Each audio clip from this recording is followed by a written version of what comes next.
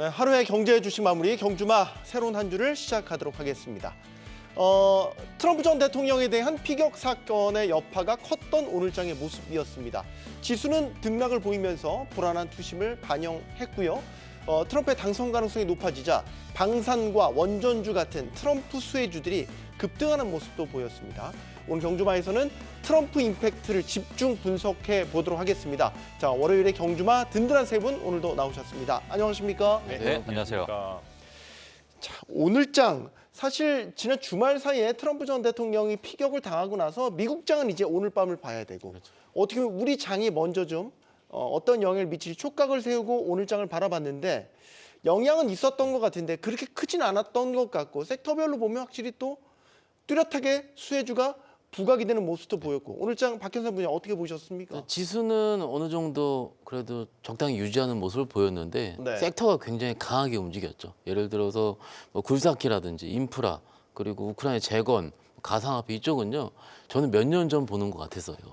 그러니까는 우리가 이제 방산도 오늘 많이 움직이긴 했는데 네. 섹터는 자세하게 좀 이따 말씀을 드리기로 하고 우리가 예전에 움직였었던 것 우리가 시장을 볼 때 항상 어떤 고민을 하냐면 과거와 지금이 같을 것이냐를 보고 고민을 좀 하게 되거든요. 네. 그런데 우리가 지난번 바이든과 트럼프의 TV 첫 토론 후에 특별한 이벤트가 없었지 않습니까? 그러니까는 막상 이런 이벤트를 시장에서 어떻게 보면은 준비를 못했던 거죠. 그러니까는 과거의 인프라 정책이라든지 기타 가상화폐 관련 여러 이슈들만 나오면서 강하게 발언을 했다라는 거예요. 그런데 시장 참여자인 제 입장에서 봤을 때 그렇다면 그 실적이랑은 약간은 좀 다른 그런 섹터에 있는 종목들이 내일도 같이 갈 것이냐 했을 때는 저는 오늘 손은 안 나가더라고요. 네. 시장의 컬러가 항상 계속 바뀌게 되는데 네. 물론 바닷가에서 오른 건 매우 중요한 일이고 주주분들 입장에서는 매우 기쁜 일이긴 한데 막상 그런 섹터 특히 예를 들어 가상화폐를 얘기해 보도록 하겠습니다. 예. 지금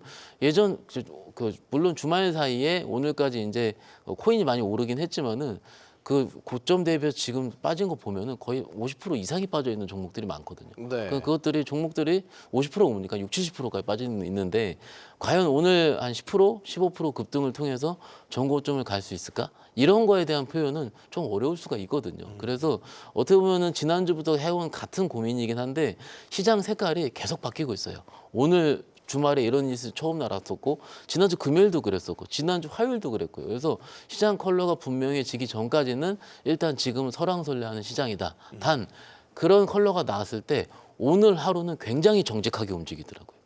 그러니까 오늘 안에는 매매할 만한 거죠. 그래서 시장 참여자들이 오늘 단기 매매를 계속 하고 있다. 이렇게 보는 게 맞을 것 같습니다. 그러니까 이른바 트럼프 수혜주들을 계속 우리가 쥐고 가도 될 것이냐라고 질문을 던진다면 박현상 부장님께서 아닐 것 같다라는 쪽에 무게를 두고 계시는 거고 황 팀장님 의견도 듣겠습니다. 오늘 사실 경기 방어주 성격을 가지고 있다가 이제 그 수출주로 된 대표적인 섹터가 이제 방산이잖아요. 네. 사실 뭐 지난 주말 가운데에 지난 주말 이벤트에서 당연히 뭐 트럼프가 그런 이벤트가 있으면 당연히 방산주가 오르겠거니라고 생각을 움직였죠. 그래서 부장님께서 말씀해 주신 것처럼 뭐 오늘 정직하게 움직였다라고 생각을 합니다. 예, 네. 올라갈 주식도 올라갔고 뭐 가상화폐 쪽도 좋았고 시간에서 트럼프와 관련된 미국 주식들도 뭐 급등세 양상을 좀 보여주는 그런 흐름들도 있었고요. 네. 7월 초 들어서면서부터 이 기존의 6월 달에 있었던 그 흐름들이 조금 이제 기존의 주도주들이 쉬어가는 양상이 있었다라고 하면 7월 초 들어서 이제 지난주 만기를 지나고 나서면서부터는 좀 시장이 좀 정직하게 움직이는 거 아닌가. 예, 그러니까 우리가 실적 좋은 종목들, 우리가 뭐 방산 업체들이 트럼프 이슈가 있어서 오늘 좀 가속이 좀 붙긴 했습니다만 사실 2분기, 3분기 실적 계속 기대되는 섹터이기도 하고요. 네. 그리고 오늘 실적이 뭐 안 좋을 걸로 예상됐던 섹터들은 여전히 좀 안 좋은 모습들을 좀 보여줬었고 다만 이제 반도체들 종목들만 조금 하이닉스와 삼성전자도 좀 희비가 엇갈렸고 소부장 안에서도 희비가 좀 엇갈렸습니다. 네. 그런 측면에서는 분명히 실적 부분이 굉장히 좀 가시화 좀 굉장히 중요한 상황이 되어가고 있는 것 같아요. 지금. 그러니까 어떤 한 섹터를 무조건 좋다라고 보기보다는 섹터 안에서 정말 괜찮은 거 몇 개만 쥐고 가는 정말 약간 쏠림 현상이 저는 아직도 계속되고 있다. 네. 이렇게 말씀드리고 싶습니다. 사실 미국 대선 후보에 대한 총격 사건이라는 게 얼마나 큰 사건입니까? 미국 안에서는 뭐 지금 난리가 났다고 해도 과언이 아니겠죠. 사실 이제 미 주식시장 정규장은 오늘 밤에 이제 열리게 되겠지만 이미 움직임들은 여러 곳에 나타나고 있지 않습니까? 예, 맞습니다. 뭐 지난 주말 아마 많은 외신 보셨던 분들께서 정말 깜짝 놀랄 만한 일이 있었습니다. 그럼요. 저도 정말 영화의 한 편을 지금 보고 있는 것인가라고 착각이 들 정도로 와, 정말 좀 현실감이 좀 없더라고요. 네. 그러니까 이런 일들이 지금 현재 일어나고 있다라고 제가 좀 보게 되면서 여러 가지 주식시장 뭐 여러 이렇게 제가 뭐 체크를 좀 해봤는데 사실 지난주 제가 미국 증시를 먼저 말씀을 좀 드리게 되면 금요일 날에 정말 엄청나게 큰 변동성이 좀 있었어요. 물론 목요일이 정말 큰 변동성이 있었죠. 한국 시간으로 목요일입니다. 예, 목요일을 보게 되면 그때 당시에 중소형 기술주들, 특히나 중소형 종목들이 엄청나게 급등을 하게 되면서 금리 인하에 대한 시그널이 시장에 나오다 보니까 엄청난 자극적인 그런 흐름을 좀 보여줬었고 반대로 이제 빅테크들은 크게 빠지는 그때 당시에 테슬라가 8%가 넘게 빠졌었습니다. 네. 예, 그리고 이제 지난 금요일을 한번 다시 우리가 되새겨 보게 되면 테슬라 또는 일부 빅테크들이 일부 반등은 줬으나 이게 지속적으로 이어갈지 안 이어갈지는 우리가 이번 주로 우리가 봐야 되는데 지난주 금요일에 한번 우리가 보게 되면 실적 발표가 시작이 됐어요. 네. 그러니까 금융주부터 실적 발표가 시작이 되고 뭔가 시장에 약간의 좀 예민한 그러한 민감한 그런 흐름을 좀 보이게 되면서 뭐 흘러왔었는데 주말 사이에 이제 트럼프의 그 초격 이러한 이제 이벤트가 좀 있게 되면서 지금 미국 시장은요 트럼프와 관련된 모든 섹터들이 지금 시간 외 그러니까 지금 프리마켓이죠. 이때 급등을 하고 있는 상황입니다. 네. 특히나 일론 머스크는 공개적으로 트럼프를 공개 지지를 했고요. 빌 에크먼 같은 경우에도 공개 지지를 했고요. 제프 베조스도 공개 지지를 했습니다. 이러다 보니까 지금 연관되어 있는 섹터들이 지금 큰 폭의 상승을 하고 있고 또 트럼프와 연결되어 있는 밈 주식이라 하는 그런 종목들도 큰 폭의 상승을 보이다 보니까 지금 약 한 70% 가까이 또 상승하는 종목도 보이고 있는 상황입니다. 네. 그리고 기존에 있었던 오일 섹터들의 기업들도 지금 4% 5%씩 먼저 지금 상승을 하고 있는 상황이다 보니까 아마 오늘 미국 증시가 시작이 되면 정말 엄청난 변동성을 좀 보일 것으로 보여지고 자, 이 부분에 대해서 시장에 대한 해석이 정말 쏟아져 나올 것 같습니다. 네. 그래서 이번 주는 실적 발표도 중요하지만 이러한 너무나도 큰 뭐 이벤트가 또 같이 겹치다 보니까 이런 부분에 대해서 전반적으로 좀 보시는 게 좋을 것 같습니다. 박현상 부장님, 네. 원래 일론 머스크가 트럼프를 지지했었나요? 원래 했던 하고 걸로 알고 있었나요? 있어요. 예, 예. 이렇게 공개적으로 지지한 거 보면 확실히 트럼프 당선 가능성이 높아졌다 이렇게 생각이 들기도 해요. 네.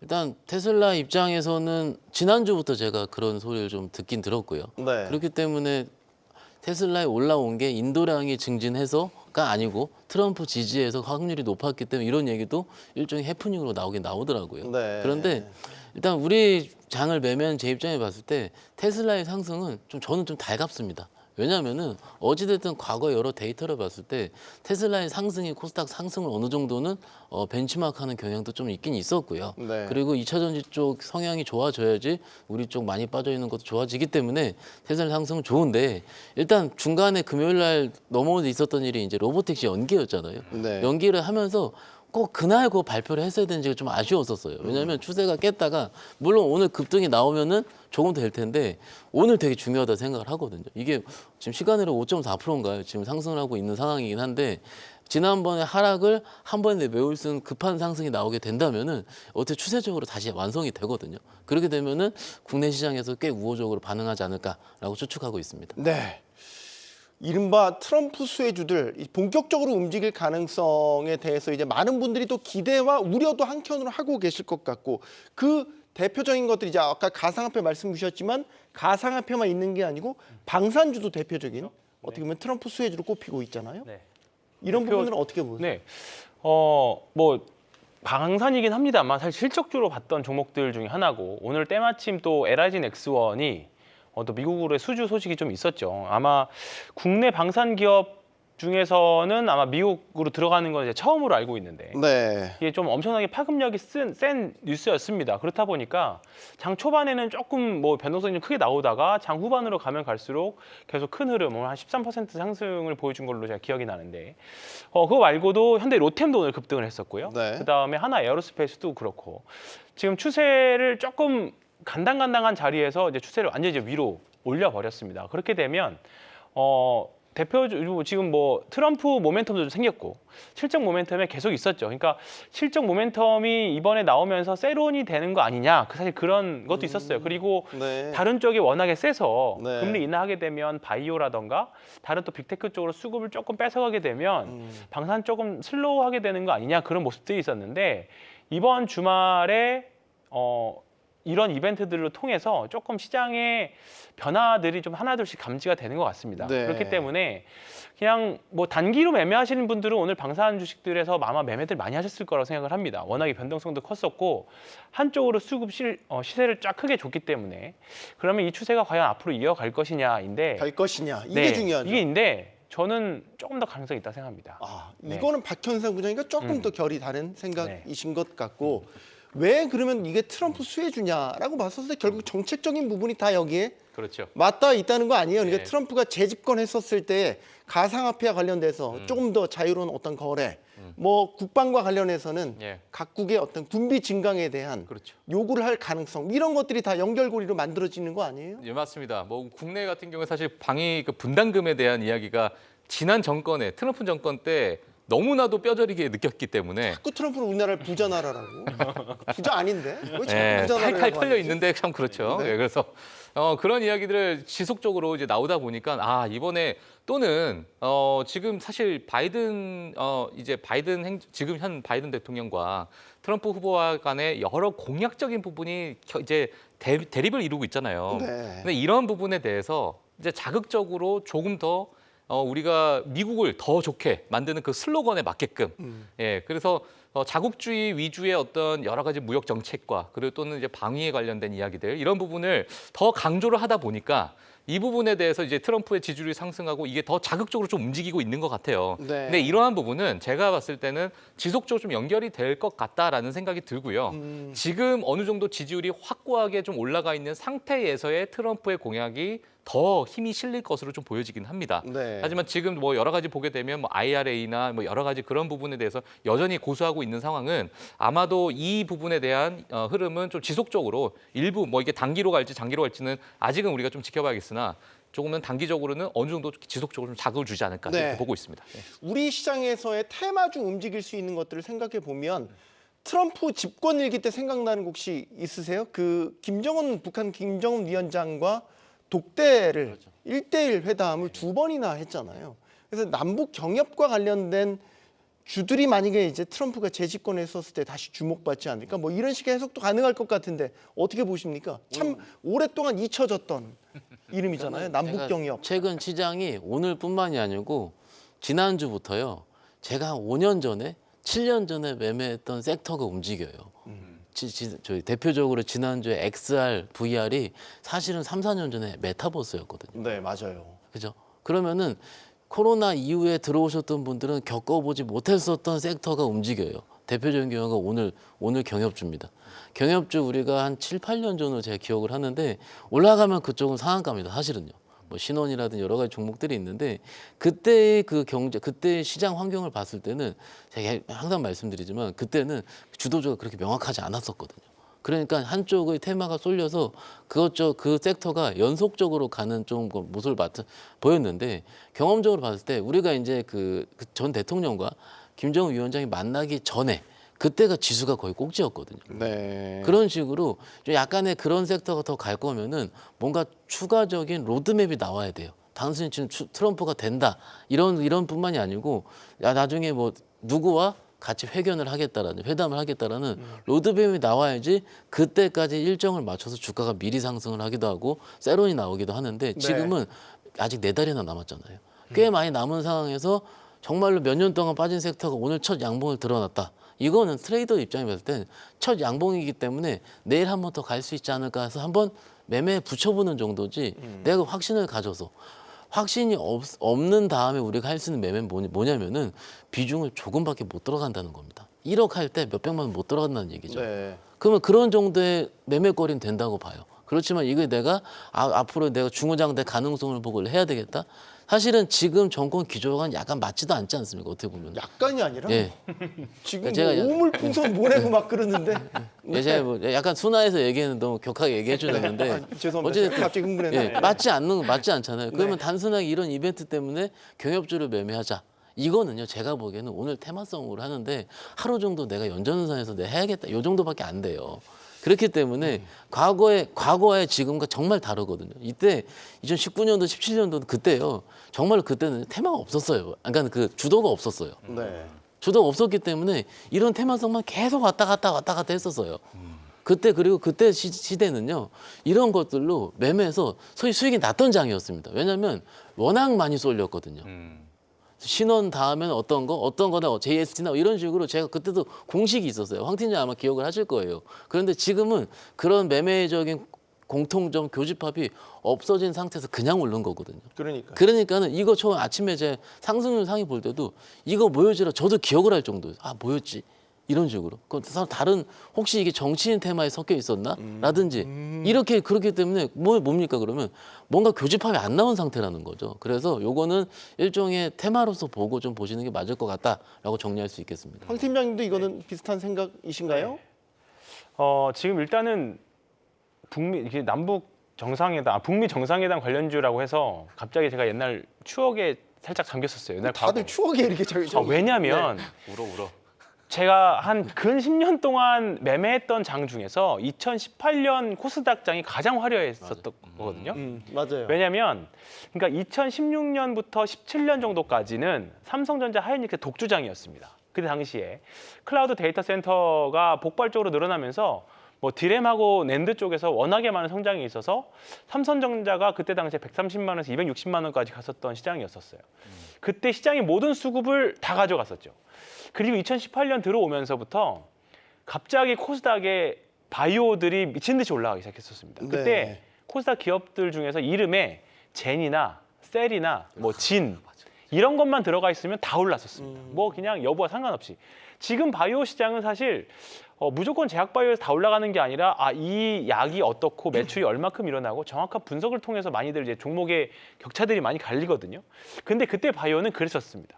그리고 나서 2018년 여름 지나고 나면서부터 싱가포르에서 이제 그 당시 트럼프 대통령하고 김정은 위원장이랑 만나면서 대북 테마주가 말 그대로 폭발을 하기 시작했죠. 네. 그러면서 대북 테마주들이 올라가면 이제 남북 경협이 이루어지고 우리나라가 통일이 되면 코리아가 한 단계 업그레이드 된다. 그 당시에 그래서 증권사들에서 정책 리포트들도 굉장히 많이 나오고 그랬었습니다. 네. 그 2019년 2월 달에 이제 하노이에서 결렬되면서 대북 테마주들이 이제 정말 장렬하게 전사를 했죠. 우수수수했었죠. 전사를 했죠. 네. 네.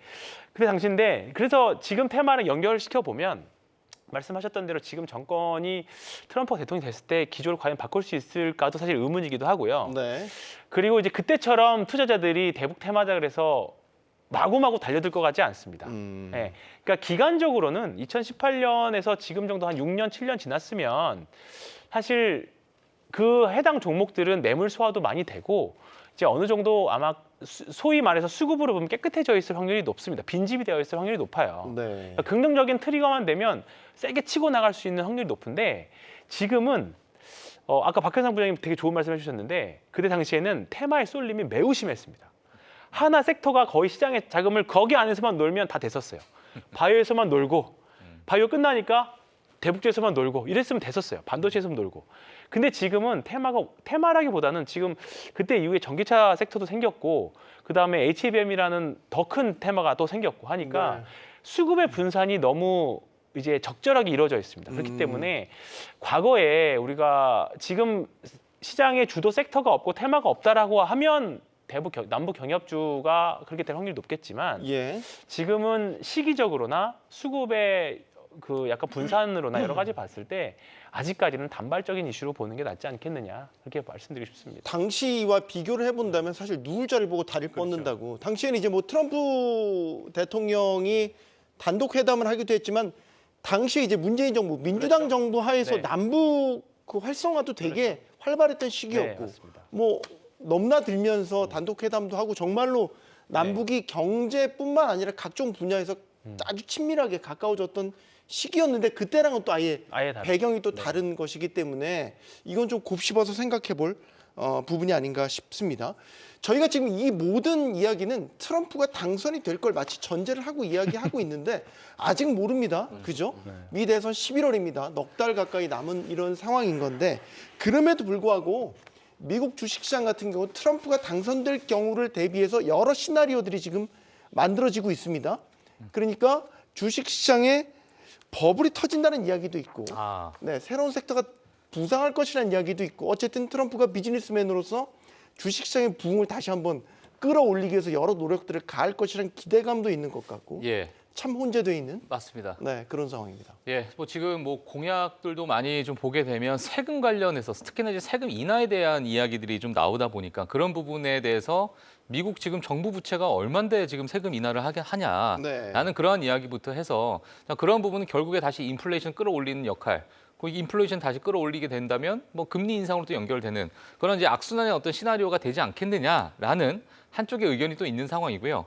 또 트럼프 같은 경우에는 연방 소득세 같은 경우에 중국이나 다른 타 국가의 관세를 통해서 이런 부분을 상쇄하겠다라는 이야기도 지금 나오고 있는 상태이기 때문에 네. 그런 부분을 상쇄하게 되면은 뭐 경제 성장에 있어서는 전혀 문제가 되지 않는다. 이러한 또 의견도 좀 있는 상황입니다. 물론 이런 여러 가지의 어떤 시나리오가 지금 현재 시장에서 좀 나오고 있는 상황이다 보니까 많은 분들께서 지금 금리 인하가 가까워지고 있는 이 시점에서 이게 지금 금리 인하에 대한 오히려 다시 또 튀어오르는 그런 모습을 우리가 볼 수 있지 않겠느냐라는 게 가장 큰 우려가 될 것 같아요. 네. 하지만 저는 지금 시장의 어떤 분위기를 한번 보게 되면 지난주도 아마 미국 증시 다 보셨던 분들은 아시겠지만은 중소형 기업들이 엄청나게 튀어올랐고요. 네. 자, 오늘 뭐 물론 트럼프와 연결되어 있는 그런 섹터들이 지금 프리마켓에서 엄청나게 급등을 하고 있는 상황이긴 하지만 시장에서 어떠한 흐름이 나올지가 아마 선택이 될 것 같다라고 봅니다. 그래서 네. 오늘의 흐름이 어찌 보면 가장 중요한 하나의 첫 단추가 되지 않을까라고 생각이 들고요.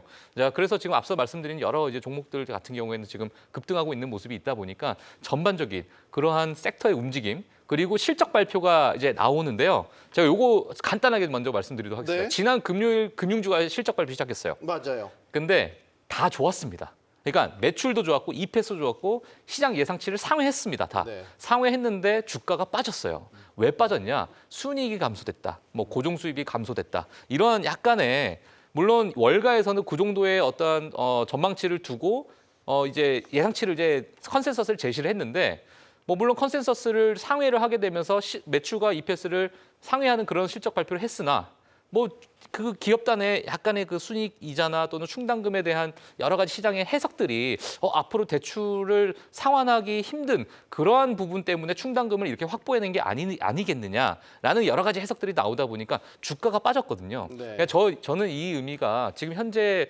S&P 500이나 나스닥에 대한 기대감이 정말 높은 상태고요. 그리고 S&P 500에 대한 목표치도 상향 조정한 상태. 그리고 2분기 실적 발표에 대한 기대감도 정말 높은 상태입니다. 이러다 보니까 이 높은 기대치를 충족시킬 수 있을 것인가가 이번 실적 발표의 정말 키워드라고 볼 수 있는데 일단 금융주들은 어느 정도 상회를 했지만 뭔가 마음에 들지 않나 봐요. 시장에서. 그래서 네. 좀 민감하게 움직이는 첫 스타트를 끊었다. 이렇게 좀 말씀드리고 싶습니다. 이게 사실 고금리 기간에도 주식도 계속 미국이 이제 오르고 특히 이제 M7을 중심으로 올랐기 때문에 눈높이라는 게 너무 높아져 있는 맞아요. 이런 상황 아닌가요? 맞습니다. 그러니까 조금만 실망감을 줘도 그게 금방 그냥 조정으로 확 들어와 버리는 이런 양상이 나타나는 것 같아서요. 주식시장에서는 의외성이 있다라고 항상 말씀을 드리는데 이번 주말에 있었었던 트럼프 피격 사건은 굉장히 의외성을 자극할 만한 거죠. 시장에서는 항상 의외성을 자극해서 좀 더 새로운 이슈에 민감하게 반응을 하는데 그것이 지금 오늘 우리 시장, 오늘 미국 시장에도 나올 거라고 생각을 합니다. 그렇기 때문에 은행주 좋습니다. 근데 은행주라면 보죠. 금융주 굉장히 좋은데 지난주에 말씀드린 거 잠깐 기억을 해보시면 도드 프랭크법 아마 기억을 하실 거예요. 그때 근데 도드 프랭크법의 강력한 법안을 완화시킨 게 트럼프입니다. 역시. 그래서 트럼프 수혜주로 오늘은 움직이지 않았지만 국내에서 은행주, 금융주도 충분히 항상 회자가 되고 있습니다. 네. 그러니까 이게 오늘 시장에 참여하신 분들이 굉장히 많은 얘기를 하셨을 거예요. 오늘 인프라가 갔고 가상화폐 갔고 방산까지 갔는데 사실은 방산 같은 경우는 아까 말씀드린 것처럼 LIG넥슨의 비공이 트리거가 됐고요. 로템도 지금 실적 K9 자주포부터 시작해서 수주를 기다리고 있는 상황이긴 하거든요. 그래서 어떻게 보면 있는 거가 트리거를 건드렸다는데 근데 이거 당장 쫓아잡기 어렵고 그러면 그 다음 타자가 무엇이 될 것이냐. 트럼프에 대한 수혜주 중에서 순환매가 이룰 것이다라는 것도 어느 정도 전략이 될 수 있을 것 같아요. 네. 그러면은 그 다음에 생각나 금융주거든요. 제 입장에서는. 우리 밸류업도 있을 수가 있고요. 그렇기 때문에 조금은 오늘 움직인 것도 좋긴 좋지만은 그 다양한 각도에서 생각할 필요가 있다고 생각해요. 네. 오늘 미국 시장에서도 제가 보기에는 또 다른 거가 뭔가 또 튀어나올 것 같습니다. 그러면 그거에 대해 해석을 할 것 같아요. 네. 자, 미대선과 관련된 이슈는 우리 박종훈 팀장님께 요거를 마지막으로 물어보면서 오늘은 좀 가름을 하죠. 우리가 지금 공화당 얘기만 하는데 민주당 얘기도 해야죠. 네. 바이든 대통령이 여러 차례 말실수를 하면서 네. 지금 교체론이 막 불거졌다가 지금 트럼프가 피격을 당하면서 이게 지금 수면을 가라앉았지만 예.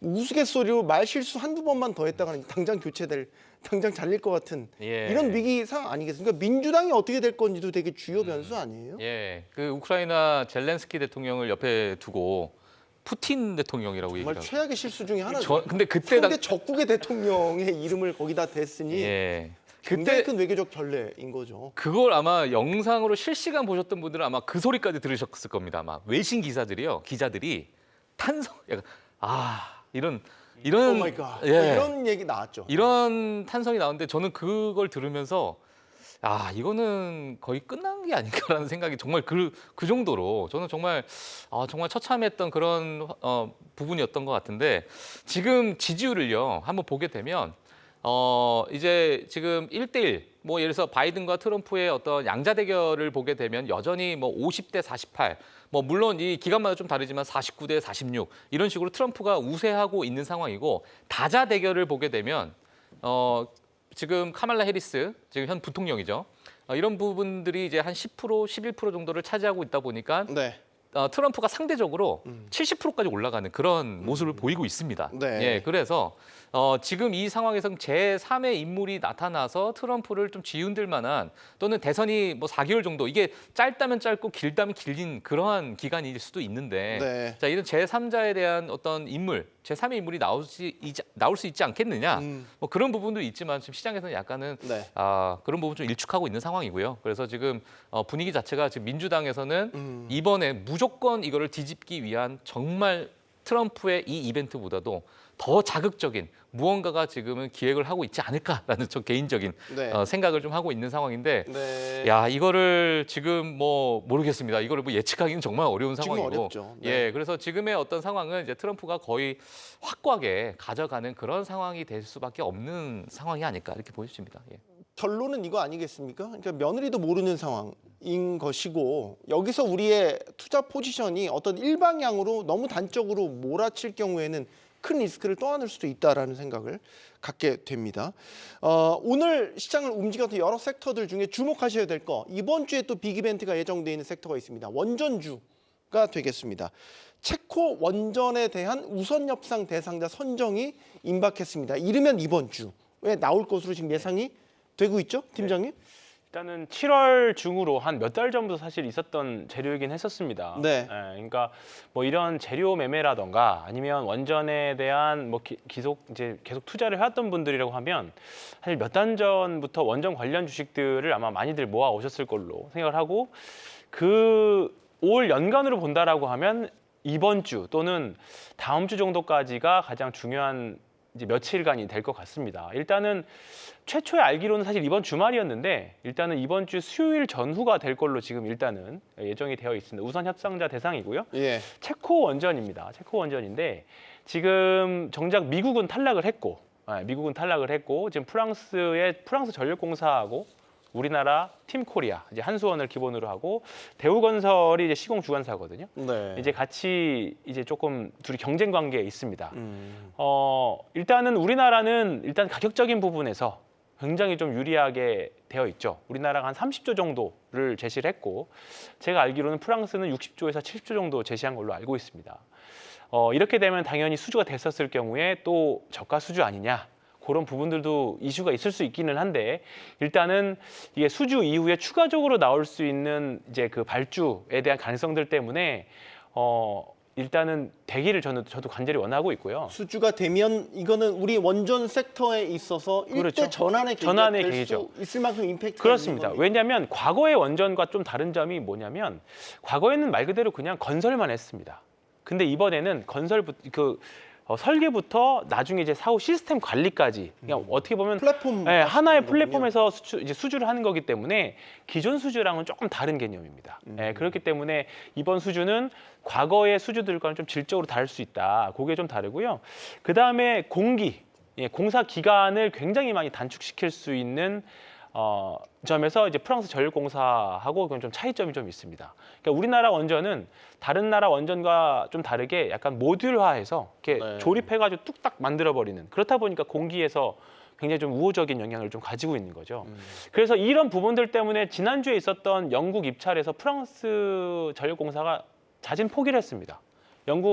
영국에서 제시한 공기간에 우리는 못 맞추겠다. 네. 그런 이슈가 있어가지고 지난주까지만 해도 사실 조금 이번에 어떻게 될까 되게 궁금했는데 지난주에 뉴스를 보고 조금은 한국 가능성이 좀 높지 않을까 그 생각을 좀 하고 있고 그러니까 프랑스 전력공사 측이 조금 더 유리한 점은 유럽 지역에서 그러니까 인허가 측면에서 훨씬 더 유리하기는 합니다. 같은 네, 유럽파, 같은 유럽이니까. 유로 안에 네, 속하다 그렇죠. 보니까 근데 이제 영국에서 이미 한번 이제 좀 탈락하고 자기네들이 포기를 했다 보니까 이렇게 되면 체코 측에서도 한국 쪽에서 좀 손을 들어주지 않을까 그 생각은 좀 하고 있습니다. 그래서 네. 이런 부분들도 있고요. 그 다음에 지금 오픈 AI가 2027년부터는 SMR로 전력 공급을 하겠다. 그 기사도 밝혔습니다. 소형 원전 소형 원자로로, 네 그렇습니다. 이번엔 뭐 대형 원전입니다만 소형 원자로로 사실 돈을 벌 수 있는 시기가 제가 알기로는 2028년, 2029년 정도로 알고 있거든요. 네. 아직 시간이 많이 남았어요. 근데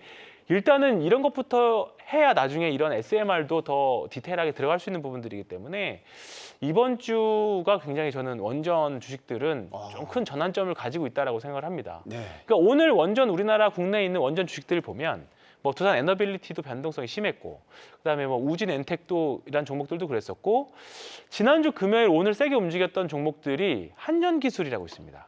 한전기술. 네. 네, 한전기술이 몇 해 전에 굉장한 텐베거가 단기간에 났던 주식 중에 하나였거든요. 그 주식은 사실 최근에 다른 원전 주식들과 다르게 거의 꼼짝하지 않았어요. 박스권의 움직임만 보여줬었습니다. 근데 지난주 금요일하고 오늘 뭔가 박스권을 돌파하는 거래량가 칠리면서 돌파하는 그런 움직임을 보여줬기 때문에 오늘 원전 주식들을 평가를 하자면 종합적으로 평가를 하자면 정말 기대감을 잔뜩 품은 상태에서 끝났습니다. 되겠거니. 되게 될 수 있겠구나. 근데 만약에 실패하면 실패하면 뭐예요? 다 버려버리겠다. 버려버리겠다. 네, 약간 그런 느낌의 움직임들을 주면서 끝났습니다. 그렇기 때문에 이번 주는 어쨌든 간에 수주가 되면 중장기적으로 굉장히 좋은 이슈입니다. 그리고 수주가 돼서 세론이 나온다라고 하면 정말 바닥에서 사서 들어가기 다시 매매하기 좋은 위치거든요. 근데 지금 일단은 이번 주는 변동성이 유의하자. 네. 보유자분들도 그렇고 신규 진입자분들도 그렇고 딱 발표 선정이 돼서 막 이게 급등해서 갭 상승 막 시작했다. 네. 근데 따라잡으면 정말 리스크 관리에는 잘 신경을 쓰셔야 될 것 같습니다. 근데 확실히 원전주가 이번 주에 모멘텀이 이제 몰려 있다 보니까 관심들이 꽤 있으신 것 같아요. 그러니까 네. 배팅을 시사하는 이런 의견도 갖고 네. 계신 것 같고 말씀하신 대로 네. 리스크 해칭에 대한 두려움도 분명히 맞습니다. 있으신 네. 것 같고 박현성 부장님 원전주 어떻게 보십니까? 저는 지금은 기대감이 때문에 미리 올라간 구간이긴 하거든요. 우리 주식은 다 기대를 먹고 사는 거 아니에요? 근데 이미 지난주부터 움직였으니까는 네. 이게 빠르면 이번 주 수목 혹은 늦으면 다음 주까지 이어질 수 있는 이벤트를 가지고 저는 일주일 안쪽에 모멘텀으로 쫓아가는 거는 지금까지 실패 확률이 높다고 생각합니다. 하지 말라라는 말씀보다는 빠지면 들어가긴 한데 오르는 상태에서 들어가는 거는 내가 들고 있을 마음이 너무 어렵습니다.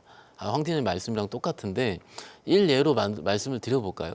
5월 달에 어떤 이벤트가 있었습니까? 우주항공청 개청 이벤트가 있었죠. 맞아요. 그때 개청할 때 주가가 빠졌을 때 대부분 분들 뭐라 그랬습니까? 기억 한번 해보세요. 이제 시작이다 그랬습니다. 우주항공주들 보세요. 거의 한 달에 2달 내내 빠져 있습니다. 시장이 제가 그 주식이 안 좋다는 얘기보다는 시장이 계속 수급이 쏠리는 장인데 다음 모멘텀이 있는 시기가 2달 후라고 칠게요. 이 2달 동안 철저하게 외면당하는 게 지금 시장이라는 겁니다. 그렇기 때문에 지금 모멘텀 있을 때 차라리 모멘텀이 한 달 전에, 한 달 후에 있으면은 내가 해볼 만한 거죠. 그런데 이미 올라 있는 상태에 내가 들어가기에는 황 팀장이 아까 얘기해 준 것처럼 변동성이 너무 커요. 그러니까 내가 못 버티는 겁니다. 그러다가 오늘처럼 방산 날아가요. 그럼 내가 미치는 거죠. 같은 수주 산업인 어떻게 보면 뭐 약간 결이 다를 수는 있지만 그래서 저는 철저하게 빠지고 소외되어 있을 때 이런 모멘텀이 있는 것들은 접근해야 된다는 게 맞을 것 같고요. 네. 아까 지금 우주도 말씀드렸는데 요 연장선에 말씀 좀 드려볼게요. 이게 아마 궁금하실 텐데 지난주 금요일 날 제일 많이 올랐었던 주식이 오늘 제일 많이 빠졌어요. 두산 로보틱스랑 두산 밥캣이 많이 빠졌거든요. 요거 연장선에 말씀 좀 드리자면 지난주 금요일 날 시장 평가는 에너빌리티 주주들이 가장 안쓰럽다라고 평가를 했습니다. 시장에서 해석이 계속 되기 나름이거든요. 왜냐하면은 밥캣을 가지고 있는 에너빌리티 밥캣을 가지고 있는데 밥캣을 띄어서 로보틱스로 주는 거거든요. 그렇죠. 예, 주는 거잖아요. 네. 그런데 그 에너빌리티 주주 입장에서는 그게 다 반영을 못 한다. 그런데 오늘 로보틱스랑 밥캣이 빠진 가장 큰 이유는 밥캣이 먼저 빠졌어요. 밥캣이 매수 청구권이라고 있습니다. 5만 원 초반대인데 그 이상 넘어가지 못하면 밑에 있으면 주주들이 5만 원 초반대 나 주세요라는 걸 매수 청구를 발동을 할 거거든요. 매청을 발동을 하게 되면은 두산그룹이 지난주에 발표한 그런 합병 관련 혹은 그 지배구조 개선 관련 그런 이벤트들에서 시간이 좀 늦어질 수가 있습니다. 시장에서는 굉장히 그 이벤트가 늦춰지는 걸 싫어합니다. 매수 청구 물량을 그룹이 다 떠안을 소화를 수가- 못할 수 있다는 거예요? 그렇죠. 그들의 계획은 제가 알지 못하기 때문에 네. 실질적으로 재무적으로 일부 정도가 압박으로 올 수가 있는 거거든요. 근데 지난주 입장에서는 클리어하게 끝날 수 있는 상황인데 오늘 주가가 10% 이상 빠지면서 그러니까 오늘 로보틱스가 11%나 빠지는 이런 거가 된 거거든요. 지난주 금요일에 기억을 해보세요. 바로 패시브 들어간다 그랬어요. 로보틱스 입장에서는. 네. 그래서 더 간다. 5조, 6조, 7조 이렇게 간다 했었는데 지금 이렇게 바뀌잖아요. 바뀌는 부분 자체가 시장이 그만큼 변동성이 크다는 얘기거든요. 결론은 뭐냐면은 오늘 이슈 굉장히 좋습니다. 그렇지만은 내일은 새로운 이슈 가지고 저도 그러고 새로운 투자에 또 들어가게 되거든요. 그래서 오늘 이슈에 너무 크게 흥분하지도 말고 그렇다고 지금 공부를 다 해놓고서 그 다음에 이것이 적당히 수렴했을 때 매매를 해보자라고 좀 결론적으로 말씀드리면 어떨까 싶습니다. 황 팀장님, 네. 두산 에너빌리티는 어떻게 전망을 하세요? 일단은 지금 원전에서는 핵심 종목 중에 하나죠. 그러니까 원전만 네. 놓고 본다면 원전 놓고 그런데 보면, 그렇죠. 두산그룹의 네, 어떤 맞습니다. 계열사 조정과 관련해서는 또 다른 그렇죠. 스토리가 만들어지니까 생각이 좀 판단이 복잡한데요? 그래서 지난주 금요일 날 이 생각을 했습니까? 왜 지금일까? 그렇지. 왜 이렇게 만약에 발표를 했다라고 하면 밥캣을 로보틱스 네. 자회사로 두는 왜 이걸 그렇죠. 발표했을까? 그러니까 두산 에너빌리티 시총이 한 12조 정도 되는데 그 중에서 한 1.5에서 2조 정도를 지금 떼어주는 개념이거든요. 네. 근데 왜 이 시기에서 분명히 에너빌리티한테는 악재로 이게 뭐 결론적으로는 에너빌리티도 좋다. 연말로 가면 갈수록 좋아질 거다라는 분석이 있었습니다만 분명히 단기적인 충격이 있었을 걸로 알았는데도 불구하고 왜 원전 수주전을 앞두고 왜 지금이었을까라는 고민을 사실 엄청 많이 했었어요. 그걸 가지고 저랑 이걸 많이 가지고 계시는 고객분들이랑도 많이 얘기를 했었고. 근데 네. 결론은 다 이유가 있겠지였었습니다. 왜 지금 해도 괜찮으니까 사실 지금 밸류업이라는 정부에서 정책적으로 시대화하고 있는 이런 상황에서 뭔가 지배구조 개편을 이렇게 한다는 거는 사실 기존 소액 주주들의 의견을 사실 물어보지도 않은 거잖아요. 그런 측면에도 그럼에도 불구하고 이렇게 강행했다는 거는 분명히 그룹에 자신감이 있어서가 아닐까 그 생각을 좀 했었고요. 그래서 일단은 결론은 이번 주 한번 지나고 생각해보자. 네. 분명히 베팅을 해봐도 되는 구간이다. 네, 그런 제가 생각이었습니다. 진행자지만 궁금한 거 더하기 견해를 좀 말씀드리고 이제 원전이 만약 이번 주 체크 원전 수주 결과가 발표가 네. 된다면 그 이유는 어떨 것 같으세요? 왜 이 질문을 드리냐면 이게 이제 테마성으로 이제 트레이딩 관점에서만 이 원전주를 접근하는 게 아니라 이 만약 원전 수주가 된다면 이게 다른 수주의 레퍼런스가 되면서 계속해서 큰 잭파틀이 터질 수 있는 여건들이 마련되는 거 아닌가. 지금 미국 같은 경우도 원전 비중을 늘리려고 하고 뭐 유럽도 친환경 정책이 대폭 후퇴한 상황에서 사실상 지금 급증하는 전력 수요를 감당할 수 있는 거는 원전밖에 없다라는 의견들이 나오고 있는 상황에서 이 K원전이 체코 원전을 수주한다. 그러면 이 바라카 원전 이후에 두 번째잖아요, 수출이. 네. 이건 우리나라 원전 역사에 기록에 남을 만한 이번 주가 될 수도 있지 않나요? 그러면 바라보는 시각이 달라져야 되는 거 아니에요? 그럴 수 있습니다. 예, 그럴 수 있는데 저는 지금 여러 가지 역사적인 사건을 두고 그 역사적인 사건이 정말로 제대로 주가에 발현되는 순간을 몇 번 봤거든요. 봤는데 그 당시에는 우리가 알지 못했었어요. 일예로 예전에 2000년 처음 시작할 때 그 폭스바겐 그 폭파 사건 발열해서 폭파된 거 기억나십니까? 네, 기억납니다. 그때도 그때 시장 참여자들이 그걸 다 알지 못했어요. 추후에 한 달에서 1, 2주 정도 있은 다음에 드디어 그 트리거가 돼서 2차 전지가 시작될 것이다라고 했었거든요. 네. 그러니까 저는요 시장 반응을 보고 내가 진입하더라도 늦지 않다라는 거예요. 굳이 내가 이런 역사적인 걸 가지고 왜냐하면 지금 변동성이 계속 있기 때문에 그렇거든요. 변동성은요 내가 주식을 많이 사지 못하는 가장 큰 트리거가 될 수 있습니다. 그러니까는 조금 전 시장 반응을 보자 예 말씀드립니다. 알겠습니다. 최근에 시장의 그 전반적인 수급상의 흐름들을 본다면 아무리 해도 대형주 위주로 흘러가는 장세. 우리 장도 마찬가지고 미국 장도 마찬가지고요. 미국은 뭐 M7, 우리 같은 경우는 뭐 반도체주, 특히 뭐 하이닉스를 필두로 한 그런 대형주들 위주로의 장세가 계속해서 이어지고 있는데 언제까지 이 장이 계속해서 갈 수 있느냐라는 부분을 좀 짚어보려고 합니다. 최근에 M7 주가가 좀 주춤했잖아요. 네. 엔비디아도 그렇지만 뭐 테슬라도 마찬가지였고요. 맞습니다. 러셀 2000 지수가 또 상승에 올랐고요. 그러면 이렇게 되면 우리가 슬슬 소외받던 중소형주들이 다시 좀 시간이 돌아오는 건가? 이런 식으로 생각을 할 수 있을 것 같은데 요즘 분위기 어떻다고 봐야 되겠습니까? 네, 지금 사실 중소형주 특히 이제 지난주를 한번 좀 보시게 되면 네. 제가 뭐 과거를 먼저 말씀을 드릴게요. 과거에 그 S&P 500과 러셀 2000 지수, 그러니까 위에 상위 1000개의 지수, 1000개의 기업 이후에 있는 1001등 그리고 3000등까지의 이렇게 2000개의 기업들. 그러니까 특히 우리가 이제 요 기업들을 우리가 중소형 주라고 해서 네. 보통 이제 많은 이제 기술주들이 좀 포함이 되어 있긴 한데 이걸 우리가 러셀 2000 지수다 이렇게 이제 대표적으로 좀 말씀을 드리는데 과거에 이제 S&P 500과 러셀 2000 지수, 특히나 대형주와 중소형주의 이 괴리율이요. 과거 1999년 이후로 가장 낮은 상황이에요. 그러니까 무슨 얘기냐면 너무 빅테크들이 랠리를 하다 보니까 중소형 기술주들이 상승을 못하는 이 부분에 대한 괴리율이 너무너무 극단적으로 벌어진 거죠. 네. 자, 그래서 이 부분을 그러면 우리가 어떻게 해석을 해야 되느냐? 과거에 금리 인상 시기에 돈을 벌 수 있는 기업은 돈이 있는 기업하고 데이터가 있는 기업이었습니다. 이러다 보니까 클라우드 기업들, 빅테크 기업들만 돈을 많이 벌고 그 기업들만 랠리를 지금까지 이어왔는 이런 상황에서 네. 금리 인하라는 게 이제 점점 가시화되니까 과거에 그러면 힘을 쓰지 못했던 중소형주들이 다시 이제 힘을 쓸 수 있는 그런 기대감이 점점 나오고 있는 상황이라는 거죠.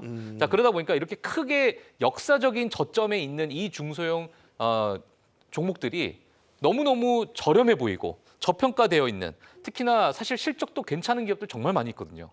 하지만 그런 부분을 우리가 빛을 보지 못했던 이런 기업들 때문에 지난주부터 이런 부분이 꿈틀대기 시작한 거예요. 네. 자, 그러면 이걸 우리가 국가 차원에서 조금 우리가 넓혀서 좀 보게 된다면 미국이 뭐 대형 기업이라고 치고요. 우리나라가 예를 들면 중소형 기업이라고 칠 수 있잖아요. 네. 뭐 전 세계적으로 우리나라가 뭐 1.8%에서 2% 정도밖에 비중을 차지하지 못하니까 네. 자본시장에서. 자, 그러면 만약에 미국의 이러한 어떤 금리 인하 시그널에 따른 이런 크게 벌어졌던 괴리율이 점점 좁혀지는 과정이라면 지금 최근에 우리나라가 다른 타 국가 대비해서 올라가지 못했던 이러한 어떤 흐름도 어느 정도의 그런 괴리율을 조금은 만회할 수 있지 않을까라는 게 저는 개인적으로 좀 들고 있는 생각입니다. 물론 그 과정 속에서 여러 가지 우리가 뭐 논리적인 부분이나 아니면 과거의 어떤 테마나 트렌드를 우리가 좀 봐야겠지만 저는 이제 지금의 어떤 양극단되어 있던 이런 부분은 어느 정도 지금 좁혀 나가려고 하는 그러한 시그널이 나오고 있다. 이렇게 먼저 말씀을 드리고 싶습니다. 네. 예. 우리 장은 어떻습니까, 황 팀장님? 중소형주 요즘에 찾는 고객들이 있으신가요? 어떻습니까? 중소형주를 이제 하시는 분들은 대부분 물타기 때문에 물어보십니다. 지금 내가 이 종목 이렇게 많이 내려와 있는데 내려와 있는데 지금 더 사도 되겠느냐? 네. 네, 근데 계속 말리고는 있습니다. 네, 아, 말리고 있어요? 네, 지금은 워낙에 쏠림 시장이 강한 시장이라서요. 그러니까 뭐 지금 러셀 2000과 빅테크 주식들이 격차가 가장 최대로 벌어졌다라고 말씀하셨잖아요. 근데 이게 결국은 실적도 최대로 격차가 벌어져 있는 상태거든요. 그러니까 결국은 시장이 정직한 게 실적이 좋으니까 계속 좋은 쪽으로만 집중되는 양상입니다. 그나마 이제 지난주에 한번 빅테크들이 무너졌을 때 러셀이 반등 세게 올라왔던 적이 있었잖아요. 네. 그러니까 시장이 아직 그렇게 빅테크가 무너졌어도 시장이 박살나기보다는 뭔가 순환의 관점이 더 크다라고 생각했던 게 만약에 빅테크가 무너졌으면 러셀은 더 세게 빠졌어야 정상입니다. 원래 네, 시장이 네, 네. 버블이 꺼지고 했다라고 하면.